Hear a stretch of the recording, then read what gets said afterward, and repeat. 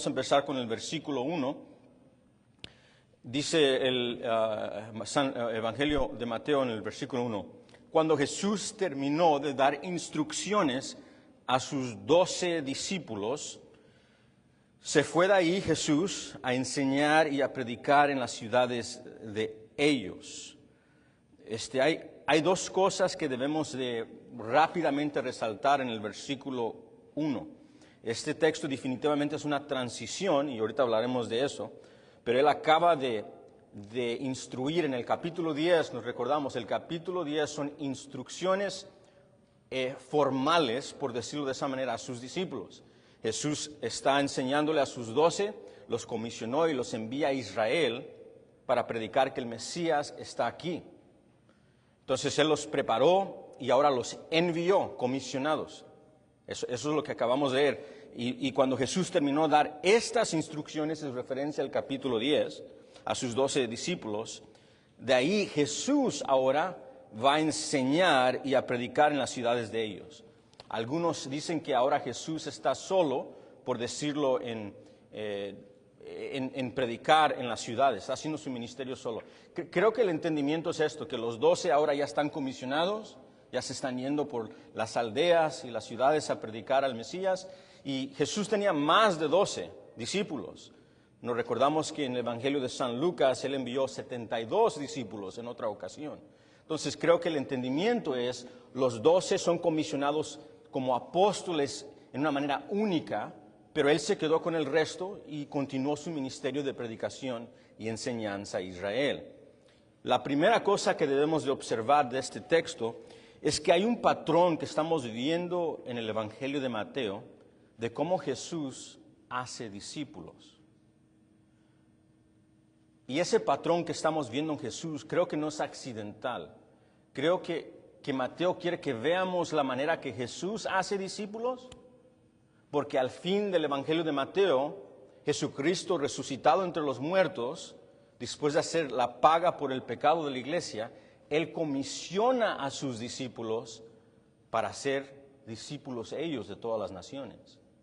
Y les dice algo como esto, Mateo 28, 19 en adelante. Id y haced discípulos de todas las naciones, bautizándolos en el nombre del Padre, del Hijo y del Espíritu Santo. Escucha esto, enseñándoles que guarden, obedezcan todas las cosas que yo os he mandado. Una pregunta que se debe de hacer es, ¿cuáles cosas? ¿Verdad? Y creo que Mateo está diciendo, pues lee el Evangelio de Mateo. Lee el Evangelio de Mateo y en el Evangelio de Mateo vas a ver el mensaje que tienes que predicar y vas a ver la manera que tienes que discipular. Porque ¿cómo hacemos discípulos? Se han escrito tantos libros en cómo hacer discípulos y no estoy diciendo que eso sea algo malo, eso creo que es algo bueno. Pero creo que Mateo en particular nos está dando por la vida de Jesucristo el patrón, el modelo, el esquema, las instrucciones, el manual en cómo usted y yo debemos de hacer discípulos. Dicho eso, en el versículo 1, Mateo nos está dando un modelo, un indicador de cómo Jesús hace discípulos. ¿Y cómo hace Jesús discípulos? Mira el versículo 1. Cuando Jesús terminó de dar instrucciones a sus 12 discípulos y los envió, se fue de ahí a enseñar y a predicar en las ciudades de ellos. Creo que uno de los modelos es simplemente esto. ¿Están listos? Para ser discípulos, ellos tienen que escucharte y tienen que verte. Eso definitivamente es un patrón que estamos viendo en el Evangelio de Mateo. Para llevar a cabo la misión, la comisión de hacer discípulos, tienes que ir a predicar el Evangelio y algunos van a responder y ellos tienen que escuchar las instrucciones, la doctrina de cómo vivir en santidad, de cómo vivir en los caminos de Jesús. Vamos a decirlo de esta manera, el Sermón del Monte. Recordamos que en el capítulo 5 al capítulo 7, en el Sermón del Monte lo que tenemos son instrucciones hacia sus discípulos de cómo ellos deben de vivir en el reino en cual ahora son partícipes. Cómo deben de caminar como ciudadanos del reino de Dios, del reino de los cielos. Es escuchar las doctrinas. Pero después de eso, inmediatamente del capítulo 5 al 7, de la instrucción formal, similar a lo que estamos haciendo hoy, similar a lo que hacemos en los estudios bíblicos, similar a cuando un hermano se sienta con otro hermano a enseñar las doctrinas de las Escrituras, o una hermana se sienta con otra hermana con un café a enseñar las doctrinas de la salvación, o como una enseñanza de un padre hacia sus familias le enseña los caminos del Evangelio. En similar, después de eso formal, Jesús no solamente se quedó ahí. Después, inmediatamente después del capítulo 7, en el capítulo 8 y 9, Él va y ahora pone en acción el reino. En poder se ve quién es Jesús y el reino de Dios. Él va predicando, enseñando en cada ciudad y aldea y demostrando el amor de Dios hacia un mundo pecador. Ellos escuchan y ellos ven. Este es el patrón del discipulado. Y mires, no solamente esto. En el versículo 1 dice que cuando Jesús terminó de dar estas instrucciones a sus discípulos, Él fue ahí y continuó enseñando y predicando en las ciudades de ellos. Jesús sigue dando el ejemplo para que sus discípulos sigan el ejemplo. Jesús envía a los 12 a predicar y enseñar y a esperar persecución y hostilidad hacia el Evangelio. Y en el versículo 1 Jesús continúa enseñando, predicando y recibiendo hostilidad y persecución por el Evangelio. Este es un modelo para cada discípulo cristiano en hacer discípulos. Un modelo para que tú y yo sigamos mientras discipulamos a otros. Predica, enseña, deja que otros te escuchen, deja que otros te vean vivir la vida cristiana. Va a haber tiempos formales de enseñanza y van a haber tiempos informales de enseñanza. Y va a haber tiempo de enviarlos para que ellos hagan lo mismo. Una vez más, el discipulado, que ellos escuchen la enseñanza, que te vean vivir la vida cristiana y luego los envías para que ellos hagan lo mismo. Así de sencillo es el discipulado. No fácil, pero así de sencillo. Tiene que haber un salón, por decirlo así, donde hay enseñanza y tiene que haber un tiempo de acción. Le estaba diciendo a los varones esta mañana acerca de esto, que en casi cada trabajo que usted tiene, yo me recuerdo, cada trabajo, incluso en el ejército, había tiempos donde agarraban a los soldados y ellos se sentaban en el piso y venía un instructor, un sargento que estaba dando instrucción. Y podía estar dando instrucción de armas, podía dar instrucción acerca de cómo tirar una granada, cómo usar una arma, cómo tener combate uno a uno. Y él te estaba diciendo y enseñando verbalmente. Pero no se podía quedar ahí en el salón. Tenía que salir fuera del salón y luego venía un soldado y otro soldado y decían, ahora pon en acción tu combate. O pon en acción la granada y tienes que tirarla arriba de la pared. Hubo un tiempo formal y un tiempo informal. Y lo mismo se puede decir en la mecánica, en la carpintería o en cualquier trabajo que usted tiene. Habrá un tiempo de instrucción, pero luego tiene que haber un tiempo de que ellos lo pongan en acción y eventualmente, si usted está haciendo su trabajo correctamente, el discípulo tiene que hacer lo mismo que usted hace, ¿sí o no? Eso es el discipulado. Las doctrinas del Señor Jesucristo enseñadas para que ellos puedan escucharlas, luego verlas en acción y luego para que ellos puedan reproducir lo que han recibido. Creo que eso es por lo menos un lugar donde podemos ver un patrón en el versículo 1 y esto lo hemos visto en todo el Evangelio de Mateo. No es el único lugar donde lo hemos visto, pero ahí tenemos nuestra primera parada en el versículo 1. Nuestra segunda parada es creo que lo que Mateo está resaltando más. En el versículo 1 vemos una transición intencional, vemos vocabulario transicional, una transición literaria en el versículo 1. Y quiero que lo observe conmigo. Mire cómo empieza el versículo 1. Cuando Jesús terminó de dar instrucciones a sus 12 discípulos. Hágame un ejercicio, brinque al capítulo 7, y esto es después del Sermón del Monte. Y quiero que mire el mismo patrón, la forma literaria de Mateo, para cuando él hace transiciones en el Evangelio de Mateo. En Mateo 7:28, después del Sermón del Monte, Dice, y cuando Jesús terminó estas palabras o estas instrucciones, ¿sí ve la similitud y el paralelismo? Esto es una manera literaria de un autor antiguo decir, estoy cambiando el tema un poco y quiero que te enfoques en otra área.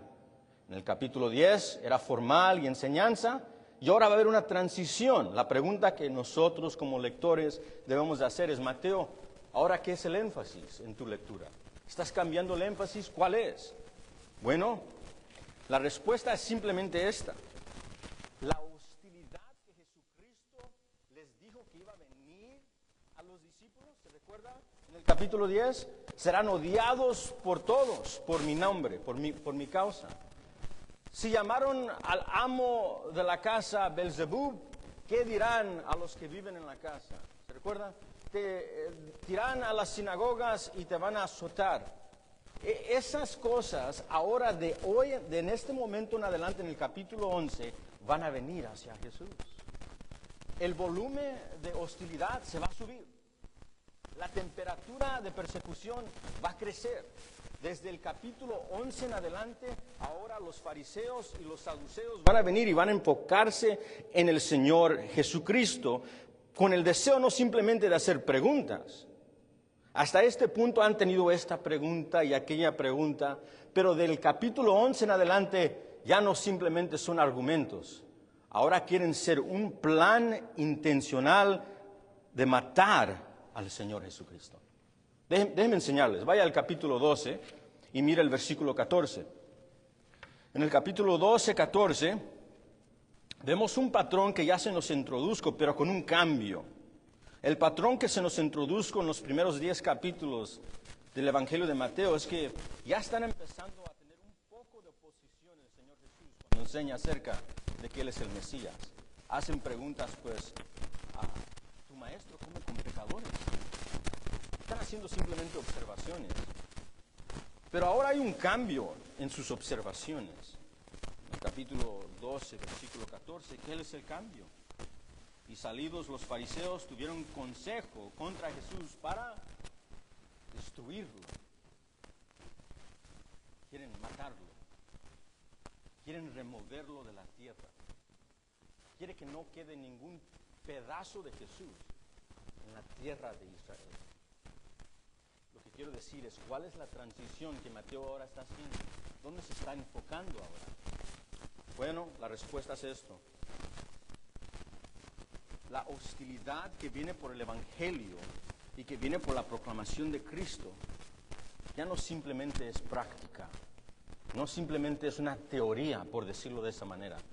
Ahora está viniendo y va a venir en fuerza grande hasta su culminación, donde estos líderes religiosos van a levantar falsos testigos para crucificar al Señor Jesús. En otras palabras, la hostilidad en el ministerio de Jesús crece. Para pedir las palabras prestadas del doctor Robert Mounds, él lo pone de esta manera, hablando de la transición del capítulo 11. A partir de este momento, las curaciones o las sanidades de Jesús son menos frecuentes.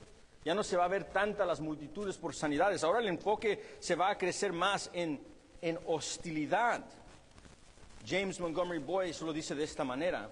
Cada uno de los evangelios muestra que tras unos meses del entusiasmo inicial por Jesús y su ministerio, la oposición comenzó a crecer hasta el punto de que finalmente Jesús fue rechazado tanto por los líderes como por el pueblo y fue crucificado. Escucha esto. En los capítulos 11 y 12, Mateo comienza a describir este creciente oposición. Ahora vemos el fuego de la persecución hacia el maestro. ¿Y por qué? ¿Cuál será el punto en Mateo subrayar esta transición? ¿Qué es lo que quiere que veamos en que Jesús ahora no solamente les dijo que venía a la oposición, sino ahora están viendo la oposición en el Señor Jesucristo? Creo que el entendimiento es esto. Es lo que Jesús les quiso decir a sus discípulos. Si persiguieron a Jesús, definitivamente debes de esperar tú también la persecución que viene por ser unidos a Jesús.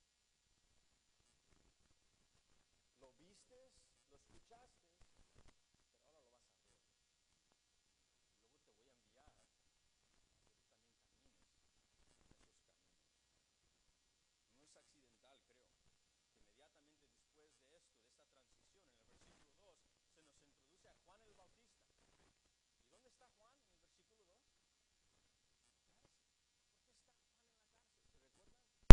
Cuando leemos el Evangelio de Mateo, nos dimos cuenta que en el capítulo 3, Juan el Bautista está predicando en el versículo 1 y 2, arrepentíos porque el reino de los cielos se ha acercado. Y en el capítulo 4 lo encontramos en la cárcel. Y cuando llegamos al capítulo 14, vemos exactamente por qué se encuentra en la cárcel. El Evangelio de San Mateo, capítulo 14, versículos 3 y 4, nos dice que Juan, llamando a Israel al arrepentimiento, en preparación del Mesías, ¿para qué? Para que pudieran encontrar refugio en el Mesías, le dice a Herodes que tiene que abandonar su pecaminosa relación con la esposa de Felipe. Tiene una relación inmoral y Juan les dice, tienes que arrepentirte antes del que el juicio que venga. Y Herodes toma a Juan el Bautista y lo pone en la cárcel.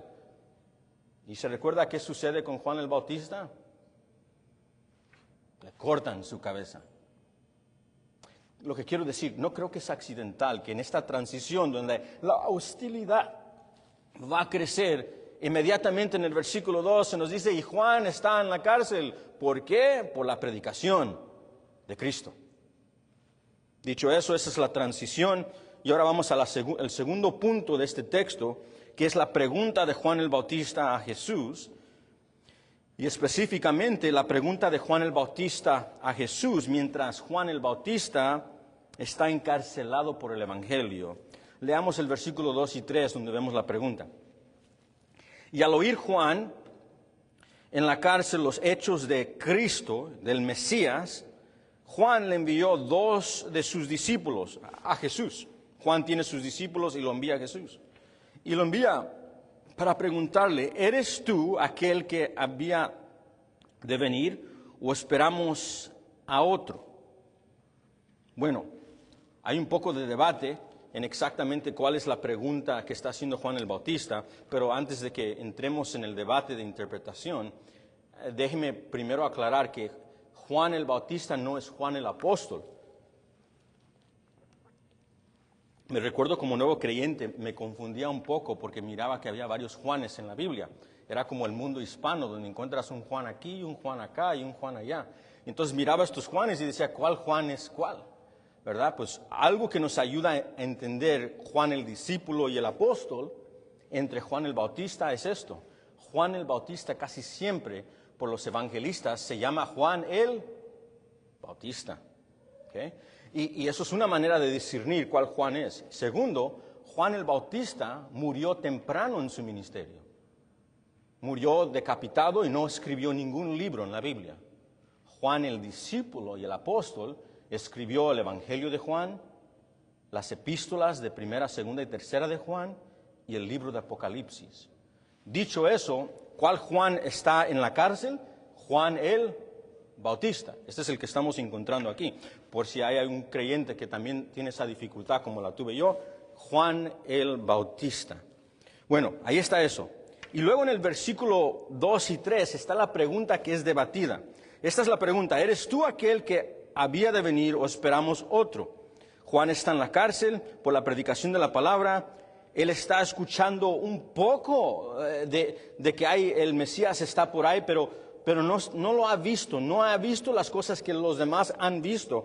Y los discípulos de Juan son enviados por Juan el Bautista para hacer esta pregunta. Y esta pregunta regularmente es debatida, en qué exactamente está haciendo. Y ese es el debate. Se lo voy a tratar de resumir en una manera general. ¿Okay? El debate es esto.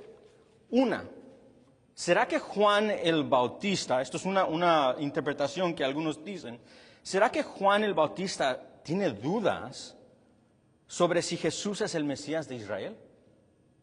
Es decir, está en la cárcel y ahora tiene está recibiendo persecución y literalmente está dudando en su fe, está flaqueando en su fe, ya está batallando en creer en la confianza que alguna vez tuvo en Jesús, ya no está fuerte hoy y debido a su sufrimiento está diciendo, no sé si en verdad eres el Mesías, ¿debemos esperar otro Mesías? Eso es una interpretación que algunos traen. La otra interpretación es, Juan tiene dificultades para entender el tiempo mesiánico o las profecías mesiánicas. En esta opción o en esta interpretación, la idea no es que Juan está dudando, sino simplemente no entiende cómo encajan las profecías mesiánicas. No sabe cómo encajan que el Mesías sufre y el Mesías es conquistador. Cómo encajan todas las promesas y la línea o el tiempo profético que vemos en el Antiguo Testamento. Esos son los dos debates. Obviamente hay una interpretación correcta de este texto y la interpretación correcta no es la que dé yo ni es la que demos nosotros. Es la que quiso dar el evangelista Mateo. Nuestro trabajo es ver qué es lo que está diciendo Mateo, porque él tiene la interpretación correcta. Dicho eso, ¿qué está pasando con Juan? Bueno, vamos a repasar esto juntos. Vamos a hablar de la primera opción, por decirlo de esa manera. La primera opción interpretativa o la primera opción hermenéutica. ¿Será que Juan está dudando en su fe? Esa es la primera opción. ¿Será que Juan ha llegado a un tiempo donde dice, no sé si Jesús en verdad es el Mesías? ¿Está Juan vacilando en su fe y dudando en que Jesús realmente es el prometido Cristo de las Escrituras hebreas? No creo que esto sea lo que está ocurriendo aquí, pero sí hay estudiantes y eruditos respetados de las Escrituras que creen así.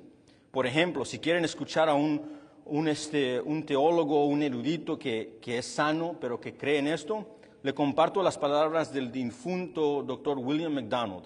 Y él escribe lo siguiente, ¿ok? Para entonces, Juan ya había sido encarcelado por Herodes. Desanimado y solo, empezó a preguntarse si Jesús fuera realmente el Mesías.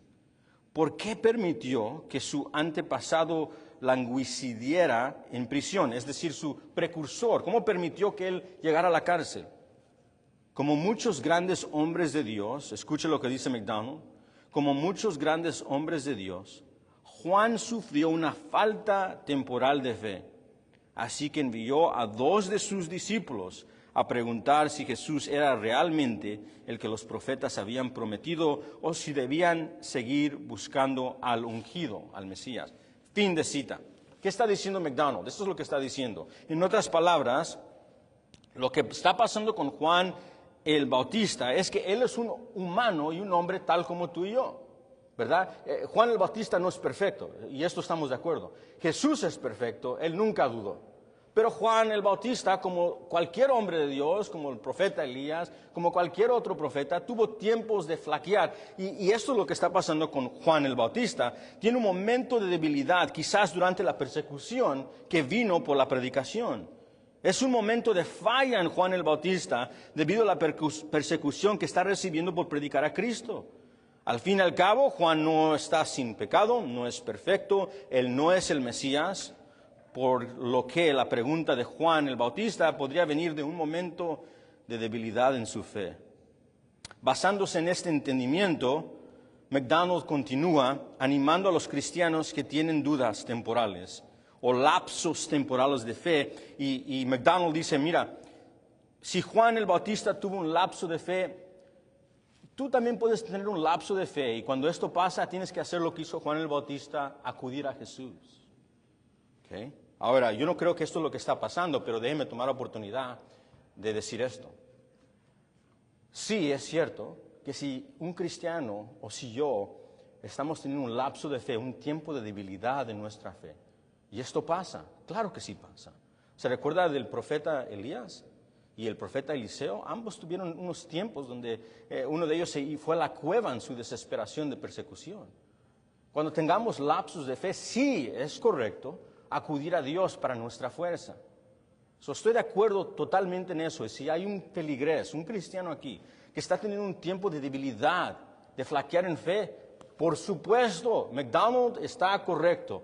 Tienes que acudir al Señor Jesucristo para recibir tu consuelo, tu fuerza y el conocimiento de los caminos correctos. Claro que sí.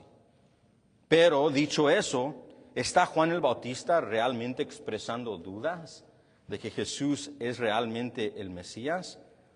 No creo. No creo que esto está pasando. Y estas son mis razones. Primero, les voy a dar 3 razones que no creo que Juan el Bautista está dudando si Jesús es el Mesías. Primero, por el contexto inmediato en los versículos 7 y 19. Mira el versículo 7. Ese es el contexto inmediato de nuestro pasaje.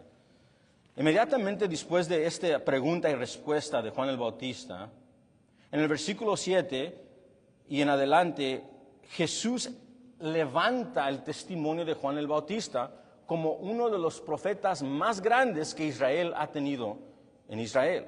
Dice, mientras ellos se iban, comenzó Jesús a decir de Juan el Bautista a la gente, ¿qué saliste a ver en el desierto? Referencia a Juan.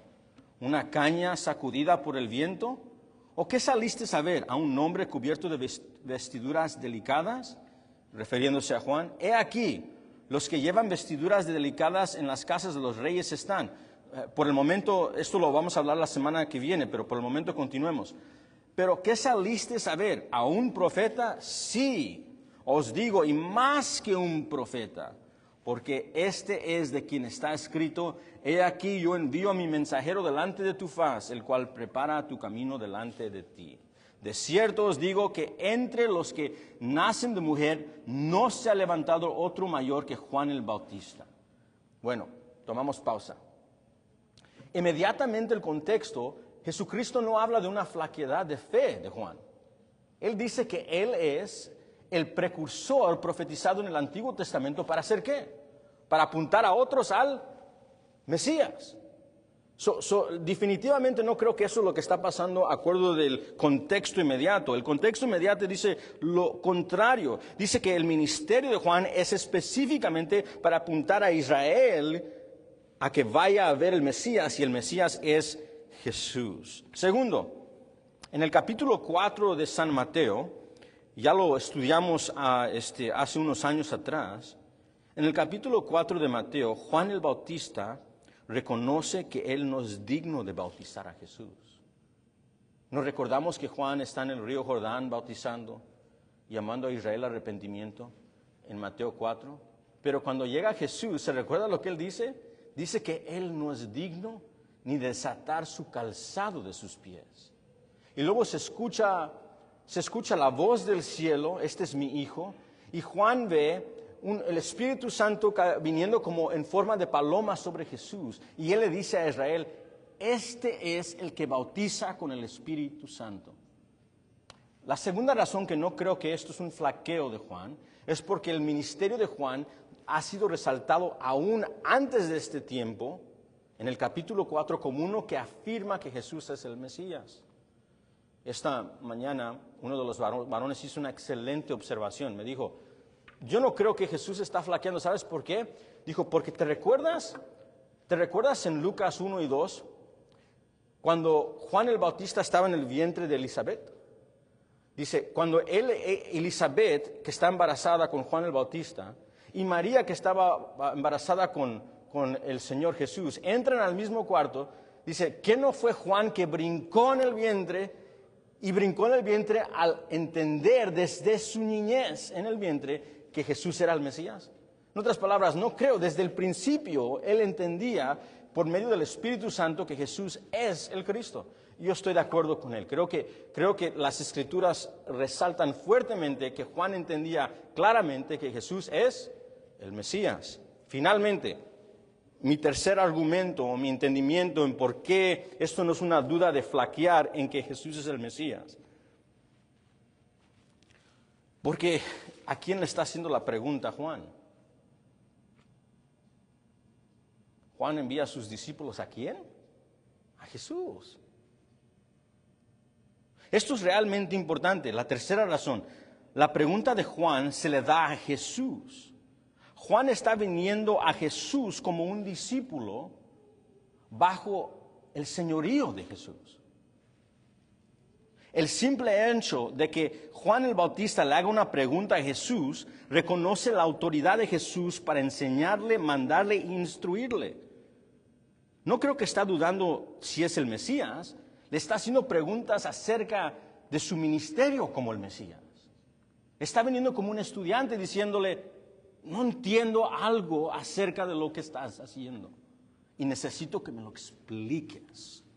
No sé si alguna vez le ha pasado esto, donde usted está leyendo algo, está leyendo las escrituras o las profecías del Mesías y no capta algo. Esto me pasa a mí. Y digo, ¿qué está pasando aquí? ¿Cómo encaja esto en el plan total del Señor Jesucristo? Creo que al Juan ir hacia Jesús con preguntas, él está reconociendo exactamente lo que es Jesús, el Mesías y el Maestro Supremo, que tiene las respuestas acerca del Mesías para dárselas a Juan. Bueno, ojalá que los convencí, pero si puedo resumir esto, un escritor lo pone de esta manera. Juan no cuestionaba la veracidad de la palabra de Dios, tal como se reveló en el Antiguo Testamento, ni como se reveló en el bautismo de Jesús. Juan estaba bastante inseguro sobre su comprensión de esas verdades. ¿Sí ve la diferencia? No entiende cómo encaja todas estas cosas.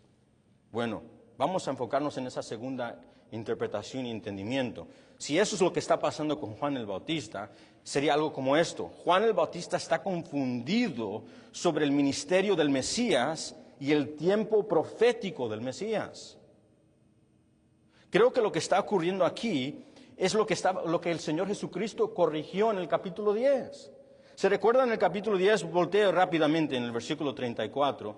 En el Evangelio de Mateo, capítulo 10, en el versículo 34, se va a recordar que Jesucristo está corrigiendo un mal entendimiento acerca del Mesías. Les dijo, no penséis, versículo 34. Y no penséis, nos recordamos, se usó en Mateo 5 para corregir concepciones o entendimientos incorrectos acerca de la venida del Mesías.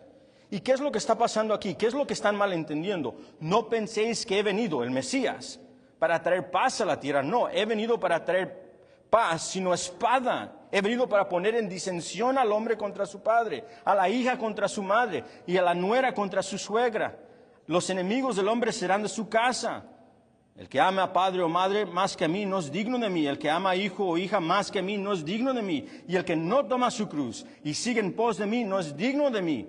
El que haya su vida la perderá, y el que pierda su vida por causa de mí la hallará. ¿Qué es la corrección? Se recuerda el primer siglo. En el primer siglo el entendimiento acerca del Antiguo Testamento era que cuando llegara el Mesías iba a traer una conquista total de los enemigos. Iba a remover totalmente cualquier enemigo de Dios, iba a establecer su reino visible, iba a salvar al pueblo de Dios para que reinaran juntamente con él. Era una paz universal en el entendimiento del primer siglo. Y es más, créalo o no, este es todavía el tropiezo de por qué muchos judíos hoy en día no creen que Jesús es el Mesías.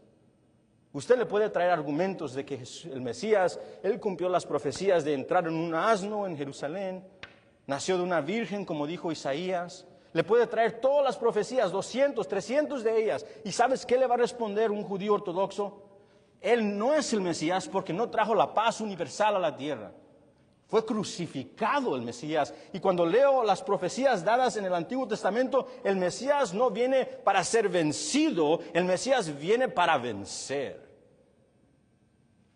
¿Qué locura es esto de que el Mesías será crucificado y vergonzado? Y que el pueblo del Mesías, el pueblo de Dios que debe de reinar juntamente con el Mesías, va a ser rechazado. Y rechazado por Israel. Esos son los argumentos no solamente del primer siglo, es el argumento de hoy en día en por qué judíos dicen Jesús no es el Mesías. Es el mal entendimiento. Y creo que Juan está teniendo un entendimiento diciendo, pues ¿cómo es esto? Yo les advertí a Israel que se huyeran de la ira venidera porque ya viene el juicio de Dios y que se huyeran a ti para su rescate. Pero ahora me encuentro en la cárcel por la predicación de este mensaje. Y en el capítulo 14 van a decapitar a Juan. ¿qué victoria está trayendo este Mesías? Ayúdame a entender cómo encaja la línea profética. Ayúdame a entender cómo el Mesías va a reinar sobre su pueblo y salvar a su pueblo, pero su pueblo está sufriendo. Está siendo rechazado. Ayúdame a entender por qué estoy predicando a Israel y la mayoría está rechazando. Ayúdame a entender por qué ha llegado el Mesías en poder y yo predico a mi familia y me rechaza. Ayúdame a entender cómo estas promesas acerca del Mesías encajan aquí. Bueno, creo que ese es el concepto de Juan el Bautista en hacer la pregunta, ayúdame a entender la venida del Mesías. Un escritor lo pone de esta manera. Probablemente Juan está preocupado porque su actual encarcelamiento no coincide con su comprensión de la llegada del venidero, es decir, del venidero Mesías, que era traer bendición a quienes se arrepienten y juicio a quienes no lo hacen. Creo que eso es lo que está pasando aquí. Tú dijiste si nos arrepentíamos y íbamos al Mesías, era bendición. Esta es una cárcel. Tú dijiste que había vida. Estoy esperando muerte. No es una queja, creo, de Juan. Simplemente es una pregunta humilde. Dile a mi amo. Dile a mi maestro. Dile a mi Mesías que no entiendo esto. Que me ayude a entender. Hay una lección aquí. En este tiempo pastoreando he recibido, generalmente, estoy generalizando esto, pero he recibido dos tipos de preguntas. A veces gente viene y trae preguntas acerca de la Biblia y lo trae de una manera humilde. Dice, no entiendo por qué este pasaje dice esto, o no entiendo por qué hay sufrimiento, o no entiendo la elección de Dios. Pero viene con humildad diciendo, no entiendo, ayúdame a captarlo. Pero también he visto otro grupo. He visto otro grupo que no viene con preguntas, pero no viene con una humildad de aprender, viene con una pregunta para acusar. ¿Cómo es posible que Dios hizo esto? ¿Cómo es que Dios ha elegido de esta manera? ¿Cómo es que Dios permite esto y no permite aquello? ¿Cómo es que Dios dice esto del género? Es preguntas con acusaciones. Lo que quiero asegurar aquí es que creo que hay una aplicación aquí. Que cuando tengas una duda y cuando yo tengo una duda, ven cómo vino Juan. Jesucristo no está diciendo que no va a haber confusiones en las interpretaciones de las Escrituras. No está diciendo que lo vas a entender todo, si lo vas a aceptar todo a la misma vez. Pero lo que sí estamos viendo aquí es que hay una manera correcta de venir con preguntas y una manera muy incorrecta de venir con preguntas hacia Jesús. Y Juan el Bautista, su postura aquí no es una de queja o acusación. Es una de, dame claridad. Solo quiero escuchar lo que tú tienes que decir.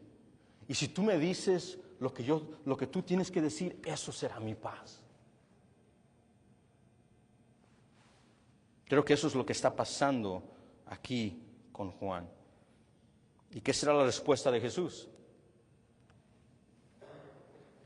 Jesús tan ocupado, trabajando diariamente, enseñando y predicando. Y me encanta cómo Jesús tiene tiempo para cada uno de sus discípulos. En el versículo 4 y 6, después de que los discípulos de Juan vienen ahí, encontramos la respuesta de Jesús hacia Juan. Respondiendo Jesús les dijo, es decir, a los mensajeros de Juan el Bautista, les dijo, id y hacedles saber a Juan el Bautista. Esta es la respuesta de Jesús. Dile a Juan estas cosas, dile las cosas que oís y las que veis. ¿Cuáles son esas cosas que oyeron y vieron? Los ciegos ven, los cojos andan, los leprosos son limpiados, los sordos oyen, los muertos son resucitados, y a los pobres es anunciado el evangelio. Y bienaventurado es el que no haya tropiezo en mí. ¿Qué respuesta? El versículo 5, quiero que me haga un gran favor si está tomando apuntes conmigo. El versículo 5 son varias citas del profeta Isaías. Está tomando varios pasajes del profeta Isaías. Está tomando Isaías 29, 18 al 19. Jesús está citando Isaías 35, versículos 5 al 6. Y Jesús está citando Isaías 61. Para resumirlo, Jesús le está diciendo esto a Juan. Quiero que le digas a Juan que vaya a la Biblia y vaya al profeta Isaías. Dile que abra el rollo de Isaías y que lea bien quién es el Mesías. Y después de que leas bien quién es el Mesías, quiero que leas que el profeta Isaías dijo esto. Que cuando el Mesías llegara y tocara pies, sus pies preciosos tocaran la tierra de Israel, el polvo de Israel. Dile que Isaías profetizó por el Espíritu que la manera que Israel iba a saber sin duda que era el Mesías era porque los ciegos en Israel iban a ver milagrosamente. Dile que lea Isaías cuidadosamente. Y cuando lea Isaías va a escuchar que el profeta Isaías, hablando por el Espíritu de Dios, dijo que los cojos iban a estar bailando en las esquinas. Que los mudos iban a estar cantando de que el Mesías está en Israel. Dile que los muertos iban a resucitar. Y luego dile esto. Abre tus ojos para ver a Israel, porque nunca más en toda la historia humana ha visto las señales que está viendo Israel. Cuente los milagros de los profetas. Todos los milagros de los profetas, del profeta Eliseo, el profeta Elías, cuéntalos, porque ellos intencionalmente resaltan 7 milagros del profeta Eliseo, 7 milagros del profeta Elías. Cuéntelos y luego agarren los números de los milagros que hizo Moisés, los milagros que hizo Josué, júntelos todos.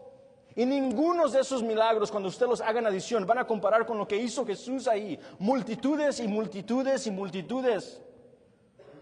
Hombres nacidos ciegos que ahora ven. El centurión que solo dijo con una palabra, ahí está su siervo brincando. El hombre leproso de Mateo 8, que el Señor Jesús tocó y le dijo, ve, demuéstrate al sacerdote como prueba. Ahí está. ¿Se recuerda cómo cierra el capítulo 9 de Mateo?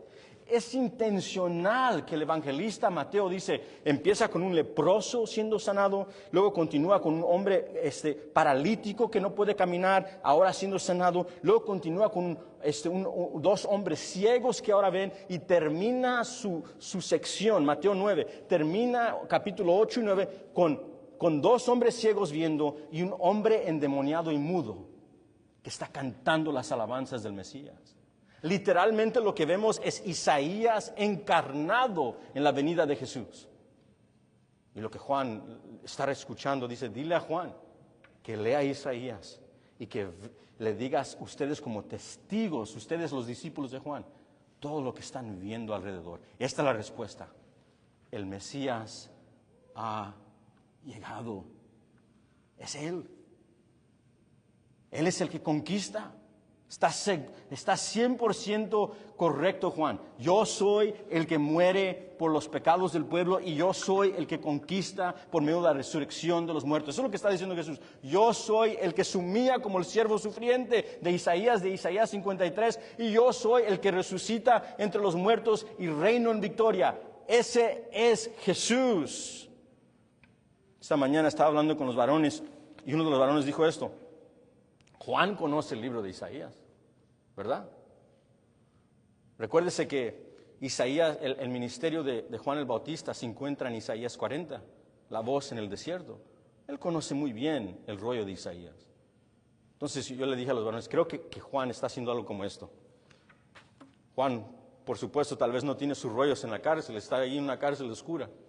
Pero él como niño se le enseñó de las escrituras desde que era niño. Y él los tiene en su mente y su corazón. Todo lo que le enseñó su mamá, todo lo que le enseñó su papá. Entonces él dice, oh, mi Señor dice que me vaya a Isaías. Entonces él está leyendo Isaías y dice, oh, entiendo. Porque Isaías 53, diciendo acerca del Mesías, dice esto. El Mesías fue despreciado y rechazado por los hombres. Un hombre de penas y familiarizado con dolor. Y como alguien de quien los hombres se esconden su rostro, el Mesías fue despreciado y no lo estimábamos.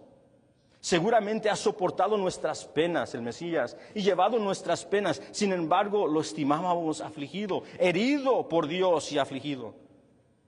Pero fue a través fue atravesado por nuestras transgresiones, fue aplastado por nuestras iniquidades.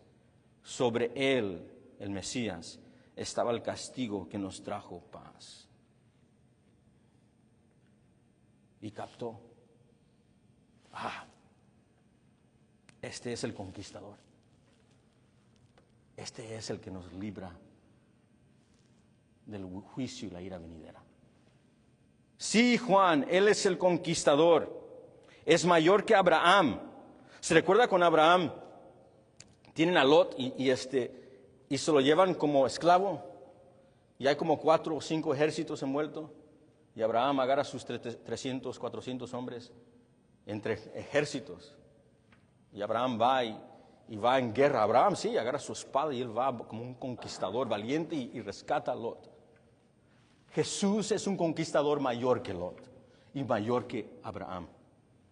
¿Te recuerdas Moisés que se enfrentó al faraón? El faraón con sus dioses y su poder, según él, el Dios en la tierra.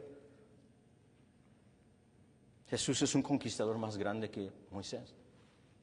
¿Te recuerdas de Josué, que entró en guerra contra Canaán y todos los poderosos gigantes que aterrorizaban las naciones? Jesús es un conquistador más grande que Josué. ¿Te recuerdas del rey David? El rey David, un niño que entró ahí, no se pudo poner la herramienta ni la armadura de Saúl, y con su piedrita mató a Goliat, el gigante que espantaba a todo Israel.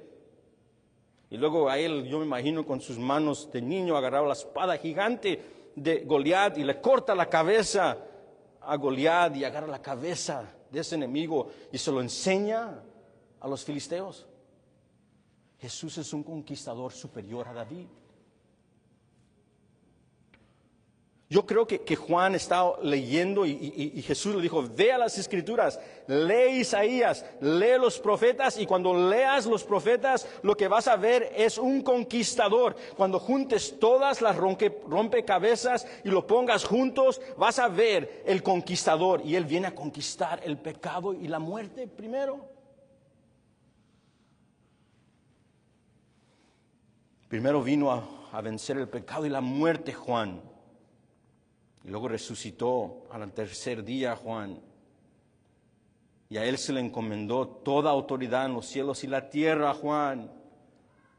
Y luego viene a traer juicio a la tierra y rescatar a su pueblo, a su hermosa novia, por quien él murió para salvar.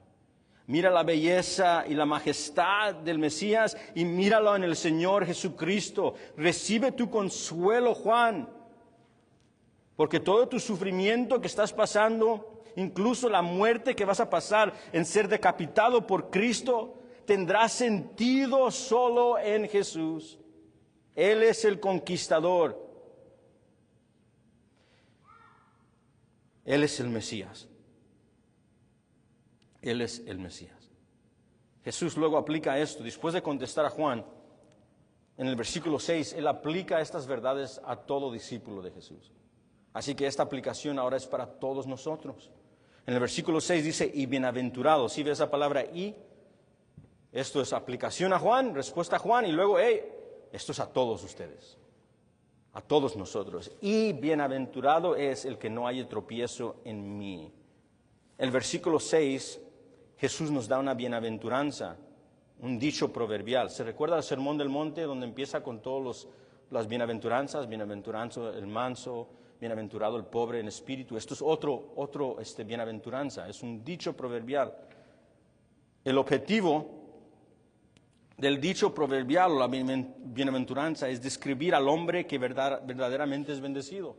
Esto es muy importante porque las bienaventuranzas dicen, este es el hombre que verdaderamente es bendecido, aunque no se vea así ahora. ¿Verdad? Un hombre pobre no se ve verdaderamente bendecido. Un hombre llorando no se ve verdaderamente bendecido. Bienaventurados los perseguidos no se ve verdaderamente bendecido. Pero Jesucristo dice, este es el hombre bienaventurado que verdaderamente es bendecido. Esa es la manera que funciona una bienaventuranza. Entonces, en el versículo 6, Jesús está describiendo la persona que verdaderamente, ante los ojos de Dios, tiene el favor de Dios y la bendición de Dios. ¿Y quién es ese hombre? Pues el texto nos dice, bienaventurado es el que no haya tropiezo en mí. ¿Qué significa esto? Jesús describe quién es el hombre verdaderamente favorecido y bendecido. Y Jesús describe a este hombre o esta mujer como el hombre o la mujer que confía en Jesús como el Cristo, incluso cuando las cosas se ponen difíciles o es difícil de entender. Me gusta cómo un comentarista lo puso interpretando el versículo 6. El ministerio mesiánico de Jesús no es confiar en el Señor. El bienaventurado es el que confía en el ministerio mesiánico de Jesús, aunque no sea todo lo que estabas esperando. La idea es, incluso cuando duele o es difícil de entender. Otro comentarista lo puso de esta manera: Jesús pronunció bendición a quienes estaban dispuestos a sufrir sin ofenderse por él. La idea es esto: aún en la confusión o en el entendimiento que no tengas, el bienaventurado es el que continúa perseverando en Cristo.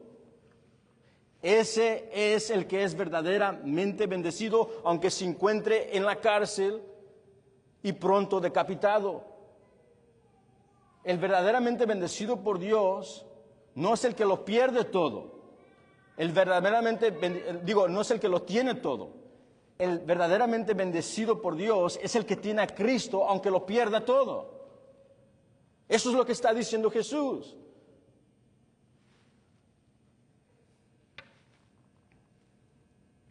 Ten en cuenta que esto no es solo para Juan el Bautista. Dice que esto es cierto para todo cristiano y discípulo que se encuentra en confusión o en sufrimiento o en pérdida y no lo entiende todo. Eso suele pasar, ¿no? Todo está yendo bien en tu vida cristiana y de repente vas al doctor y tienes un diagnóstico de cáncer terminal. Todo está yendo bien en tu vida cristiana y de repente en tu predicación alguien te acusa y te ponen en la cárcel injustamente. Todo está yendo bien en tu familia y tus cosas y de repente ya tienes problemas con tu familia por seguir a Cristo, ya no quieren hablar contigo.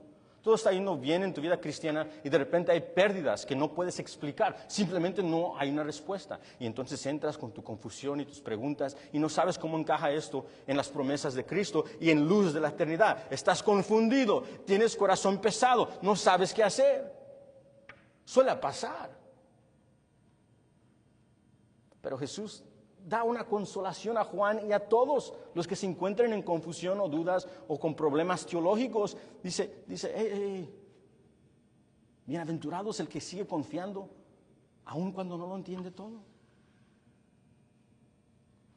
El hombre favorecido por Dios es el que sigue confiando, aun cuando sufre. La mujer favorecida por Dios es la que sigue confiando en Cristo cuando lo pierde todo, cuando no tiene. Esa persona tiene la bendición de Dios. Ok.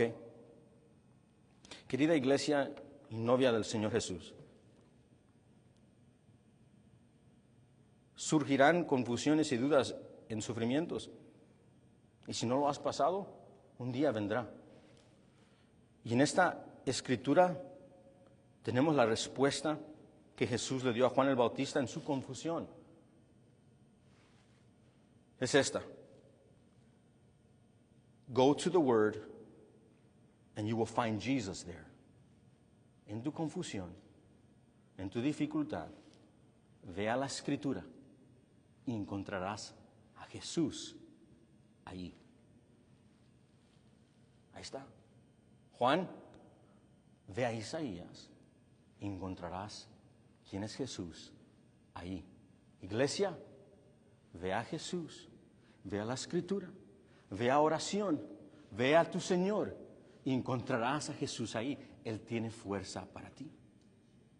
Él tiene sabiduría para nosotros. Él tiene pronto auxilio para sus hijos. Él te dará, ¿sabes qué te dará? te dará Él mismo a ti. Lo que Juan necesitaba era a Jesús. Y lo que Jesús le dio a él era a Jesús. Lo que necesitas tú y lo que necesito yo es a Jesús. Y Él está dispuesto a darte todo lo que Él es. ¿Y sabes quién es Jesús? Cuando Juan leyó las Escrituras y cuando él se recordó lo que dijo el Isaías, dijo, oh, Jesús es mi Salvador. Jesús es el justo que muere por el injusto. Jesús es el que va a morir en la cruz para tomar la ira que yo merezco. La ira que predicó Juan, Jesús se la va a tomar en la copa. ¿Quién es Jesús? Él es el Redentor, que redime de esclavitud del pecado a los que están en tinieblas y los da al Padre. ¿Quién es Jesús? Él es el que nos adopta en el amado y nos entrega al Padre. ¿Quién es Jesús? Él es un guerrero y conquistador. ¿Quién es Jesús? Él es un rey victorioso. ¿Quién es Jesús? Él es Señor de señores. ¿Quién es Jesús? Él es el mediador entre Dios y el hombre. ¿Quién es Jesús? Él es el sumo sacerdote perfecto. ¿Quién es Jesús? Él es el verdaderamente Dios y verdaderamente hombre. ¿Quién es Jesús? Le dijo a Juan que fuera a las Escrituras para que viera a Jesús. Esta es la respuesta para nosotros hoy. Lo que necesitamos más hoy es ver y conocer y entender y recibir quién es Jesús. Oremos juntos.